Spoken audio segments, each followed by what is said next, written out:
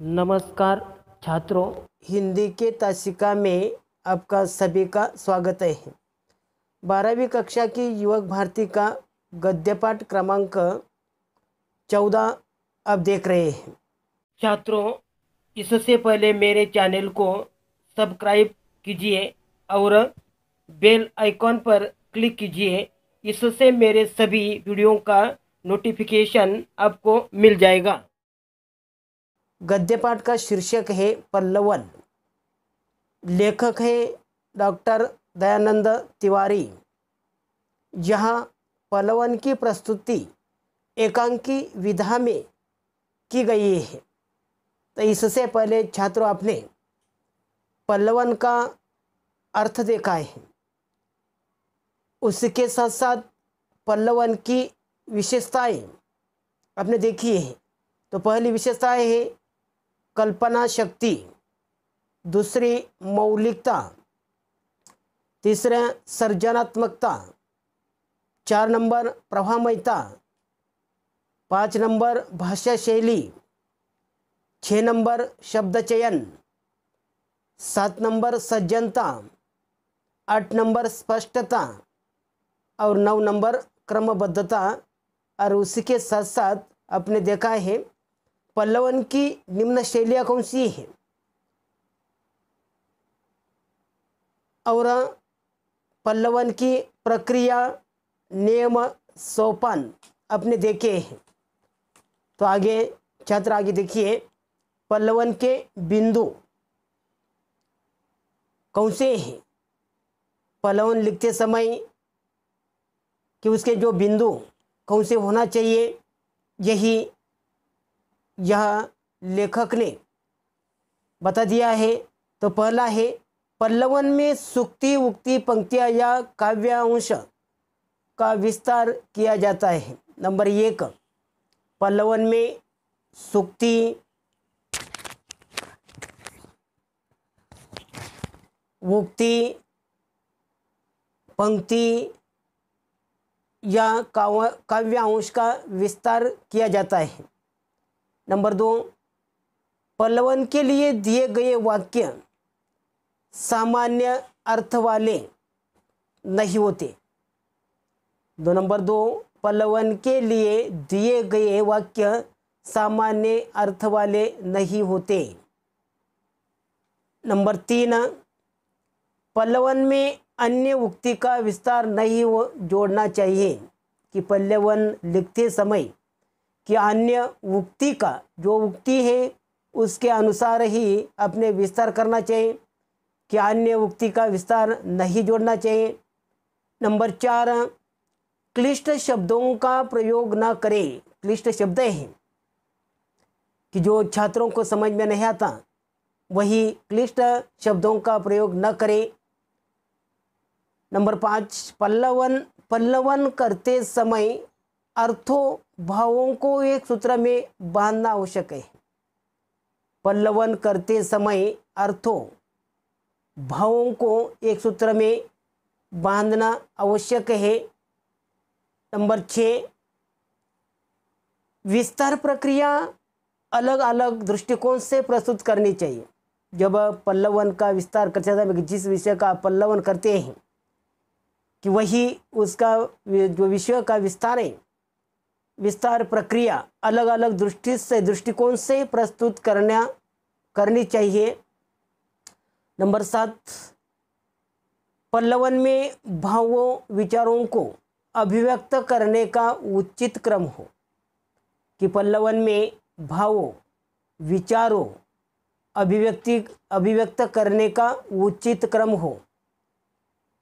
Number 8, वाक्य छोटे छोटे हो जो अर्थ स्पष्ट करे, कि पल्लवन लिखते समय जो वाक्य हैं यह छोटे छोटे होना अनिवार्य है और वही वाक्यों का जो अर्थ है वह स्पष्ट रूप से होना अनिवार्य है। नंबर 9, भाषा का सरल, स्पष्ट और मौलिक होना अनिवार्य है। पल्लवन लिखते समय भाषा का जो सरल, स्पष्ट और मौलिक होना अनिवार्य है, तो ही उसे पल्लवन कहते हैं। कि भाषा सरल, स्पष्ट और मौलिक होना अनिवार्य है। नंबर 10, पल्लवन में आलोचना तथा टिक्का टिप्पणी के लिए स्थान नहीं होता। कि पल्लवन में आलोचना करना तथा टिक्का टिप्पणी करने के लिए यह स्थान नहीं होता। तो आगे देखिए छात्रों, पल्लवन तैयार करने के उदाहरण कि पन्ना नंबर 82 पर दिए गए हैं। तो उसमें से पहला उदाहरण है, नर हो न निराश करो मन को। उदाहरण कौन सा है? कि नर हो न निराश करो मन को। यह कहावतें हैं और इस कहावत का आपको छात्रों पल्लवन करना अनिवार्य है। पल्लवन करना यानी विस्तार करना। कि इस जो कहावत का यह विस्तार करना अनिवार्य है। तो देखिए पल्लवन का विस्तार देखिए। पल्लवन, मनुष्य संसार का सबसे अधिक गुणवान तथा बुद्धिशाली प्राणी है। वह अपने बुद्धि, कौशल्य तथा कल्पनाशीलता के बल पर एक से एक महान कार्य करता रहा। आप देखिए कि यह पल्लवन करते समय कि नर हो न निराश करो मन को। मनुष्य संसार का सबसे अधिक गुणवान तथा बुद्धिशाली प्राणी है। वह अपने बुद्धि, कौशल्य तथा कल्पनाशीलता के बल पर एक से एक महान कार्य करता रहा। एक से एक महान कार्य करता रहा है। शांति, सद्भाव, समानता के स्थान के लिए मनुष्य सदैव प्रयासरत रहा। क्या देखिए कि मनुष्य शांति के लिए, सद्भाव, प्रसन्नता की स्थापना के लिए मनुष्य सदैव प्रयासरत रहा। क्योंकि मनुष्य विधाता की सर्वोत्कृष्ट, मनुष्य के विधाता की सर्वोत्कृष्ट और सर्वाधिक गुण संपन्न कृति है। कि शांति, सद्भाव, समानता की स्थापना के लिए कि हमेशा के लिए प्रयासरत रहा। क्योंकि मनुष्य विधाता की सर्वोत्कृष्ट और सर्वाधिक गुण संपन्न कृति है। अतः उसे अपने जीवन में किसी भी परिस्थिति में निराश नहीं होना चाहिए। जीवन से सुख और दुख, लाभ और हानि, सफलता और असफलता उसी प्रकार है। कि जीवन में किसी भी परिस्थिति से निराश नहीं होना चाहिए। जीवन से सुख और दुख, लाभ और हानि, सफलता और सफलता उसी प्रकार आती जाती रहती है।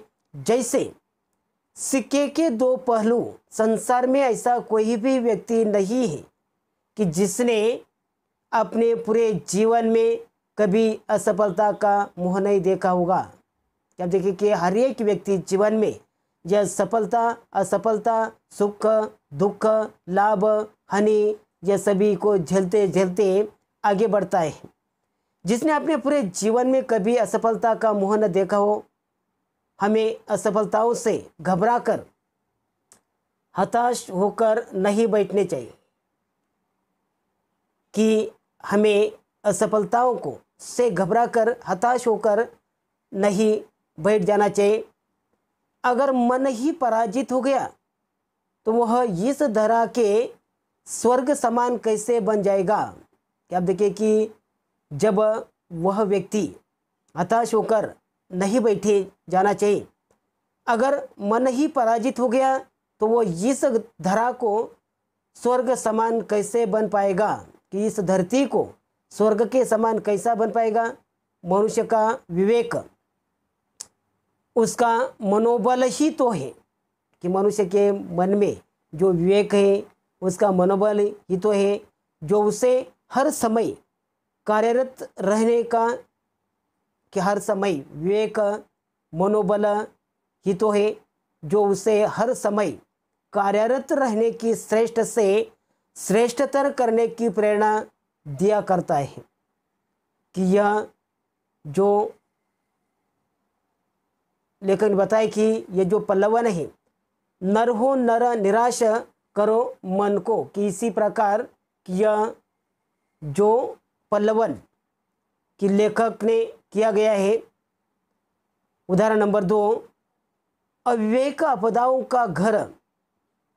अविवेक आपदाओं का घर। अविवेक मनुष्य के मन में अविवेक जो बुद्धि विचार है कि इन विचारों के कारण जिस व्यक्ति के मन में अविवेक विचार यह विचार होते हैं तभी यह आपदाओं का घर बनता है। यह पन्ना नंबर 82 पर दिया है उदाहरण देखिए। पल्लवन, विवेक बुद्धि और ज्ञान मानवता की भौतिक, विवेक बुद्धि और ज्ञान मानवता की भौतिक संपदा है। विवेक बुद्धि यह मनुष्य की क्या है, मानवता की क्या है, बौद्धिक संपदा है। मनुष्य जब कोई निर्णय लेता है तो उसे ऐसी विवेक शक्ति की आवश्यकता होती है कि जो निर्णय लेते समय कि मनुष्य के मन में विवेक शक्ति की आवश्यकता होती है, अविवेक नहीं, विवेक शक्ति की आवश्यकता होती है जो उसे उचित और अनुचित के बीच का भेद बता सके। बिना अच्छी तरह विचार किए कार्य कष्टदायक होता है कि कौन सा भी कार्य करते समय सोच समझ कर यह कार्य करना जो अच्छा है कार्य किया जाए, कि उसी समय वैसा कार्य किया जाए तो वह कार्य कष्टदायक नहीं होते। जब सोच समझ के या अविवेक बुद्धि से कि जब विचार करते हैं तो निश्चित रूप से वह कार्य कष्टदायक होते हैं। किसी भी मनुष्य की सफलता का श्रेय उसके विवेक को ही जाता है कि जो व्यक्ति जीवन में सफलता प्राप्त करते हैं कि यह सफलता प्राप्त करने का जो श्रेय है कि वह उसके विवेक को ही जाता है, कि विवेक सद बुद्धि को ही यह जो श्रेय जाता है।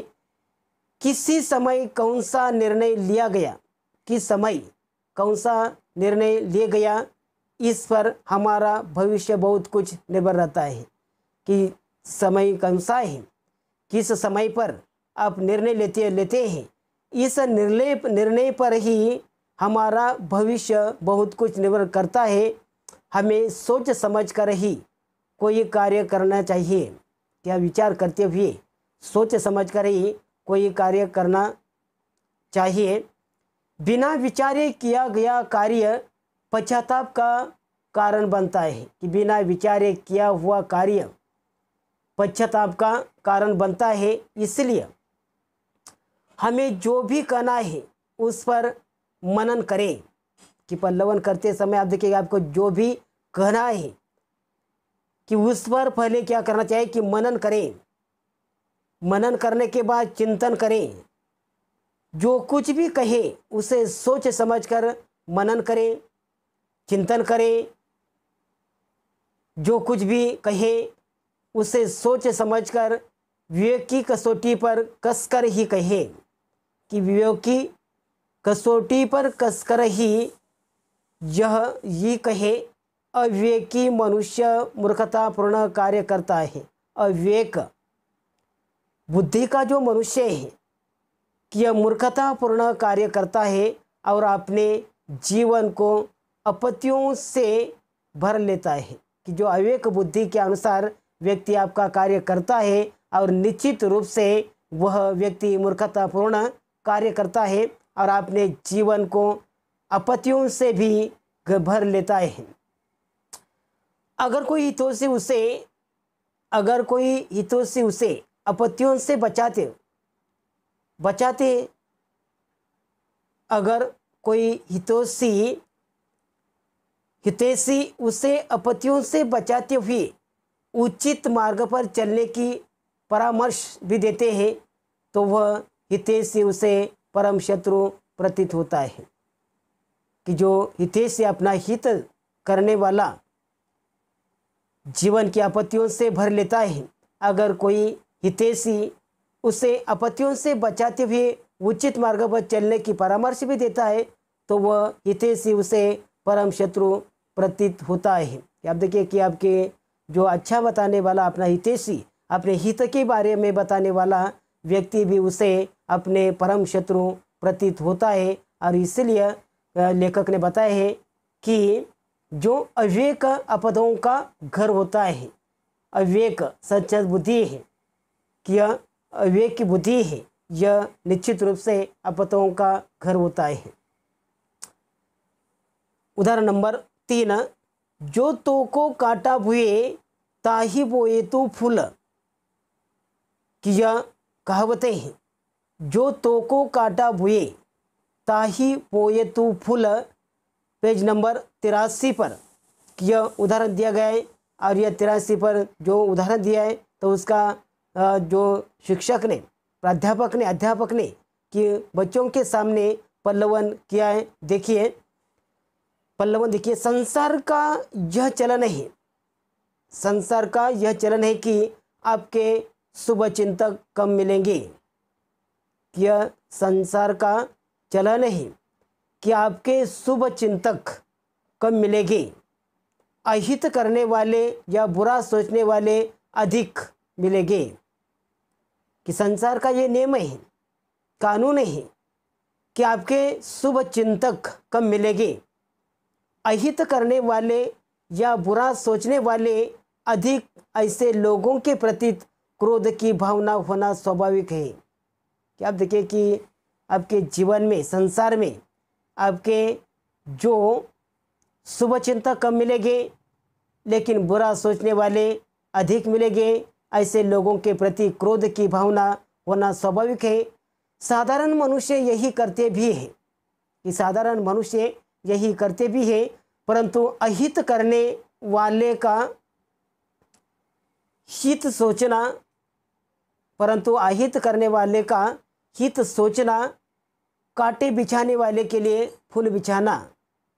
संत कबीर कहते कि जिसने आपके रास्ते में कांटे बिछा दिया है, तो आपने फूल बिछाना चाहिए, क्योंकि फूल के बदले फूल मिलता है और कांटों के बदले कांटे मिलता है। और इसलिए लेखक ने कहा कि कांटे बिछाने वाले के लिए फूल बिछाना, मारने वाले को क्षमा करना महान मानवीय गुण है। कि आप देखिए कि जैसा व्यक्ति कि मेरे रास्ते में कांटे बिछा दिया है, तो आप खुद भी कांटे बिछा देते हैं, लेकिन उसमें से सफलता प्राप्त नहीं होती। कि जिसने आपके रास्ते में कांटे बिछा दिया है, तो आपने उसके रास्ते में फूल मिलेगा। फूल के बदले उसे, जो कांटों के बदले उसे तो जो त्रिशूल मिलेगा। इसलिए कवि लेखक कहते हैं कि कांटे बिछाने वाले के लिए फूल बिछाना, मारने वालों का क्षमा करना महान मानवीय गुण है। जो आपने मारने वाले को क्षमा करना, यह मनुष्य का महान मानवीय गुण है। हमारी संस्कृति प्रारंभ से ही अहिंसा प्रधान रही। अहिंसा करना, महात्मा गांधी ने बताए हैं कि हमारी जो संस्कृति है कि प्रारंभ से ही अहिंसा प्रधान रही। सबके प्रति सद्भावना रखना एक प्रकार की साधना है। कि सभी के प्रति, संसार में सभी जो लोग हैं, यह सभी के प्रति सद्भावना रखना, सबके प्रति सद्भावना रखना एक प्रकार की साधना है। प्रकृति भी हमें यही शिक्षा प्रदान करती है कि प्रकृति में जितना जीव जंतु है, सभी जो सृष्टि है, सभी के प्रति हर एक व्यक्तियों ने समन में सद्भावना रखना एक प्रकार की साधना है। प्रकृति भी हमें यही शिक्षा प्रदान करती है। वृक्ष पत्थर मारने वाले को फल देता है। कि जैसा आप देखिए कि आम का पेड़, हुआ अन्य जो पेड़ पर फल होते हैं, और यह फल खाने के लिए व्यक्ति जो पेड़ पर पत्थर मारते हैं, और पत्थर के बदले, पत्थर सभी पेड़ सह लेता है, लेकिन पत्थर के बदले मनुष्य को वह फल देते हैं। सरसों निष्पीड़न करने वाले को तेल देते हैं। सरसों का जो पौधा होता है कि वह सभी लोगों के लिए निष्पीड़न करने वालों को तिल देता है। पत्थर पर घिसा जाने के बाद चंदन सुगंध और शीतलता देता है कि चंदन के अंग में जो सुगंध होता है लेकिन आपको समझ में नहीं आता, लेकिन जब पत्थर पर यह चंदन घिसते हैं तब ही यह उसकी शीतलता देता है, उसका सुगंध आ जाता है। चंदन सुगंध और शीतलता देता है। जब ये पदार्थ निर्जीव होते हैं हुए भी उपकार करने वाले का उपकार, अब देखिए कि ये पदार्थ हैं जैसा चंदन है, पत्थर है, जो सभी क्या है, निर्जीव है। जब ये पदार्थ निर्जीव होते हुए भी उपकार करने वाले का उपकार करते हैं। जो मनुष्य को तो विधाता ने स्वभाव से ही परोपकारी बनाया है, मनुष्य ने तो स्वभाव से ही परोपकारी बनाया है। शत्रु को मित्र बनाने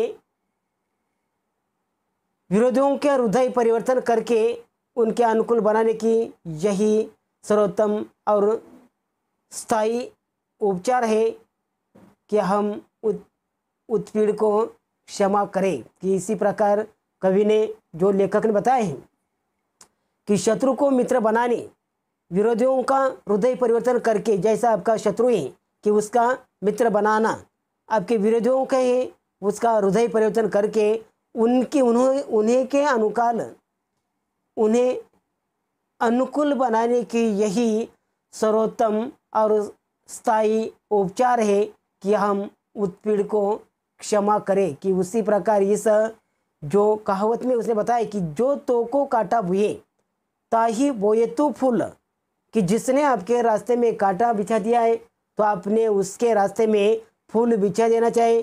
कि कांटों के बदले कांटे ही मिलते हैं और फूलों के बदले फूल ही मिलते हैं। और जिसने अपने रास्ते में कांटे जो बिछा दिया है, आपने उसके रास्ते में फूल बिछा दिया तो उसके फूलों के बदले त्रिशूल मिलेगा।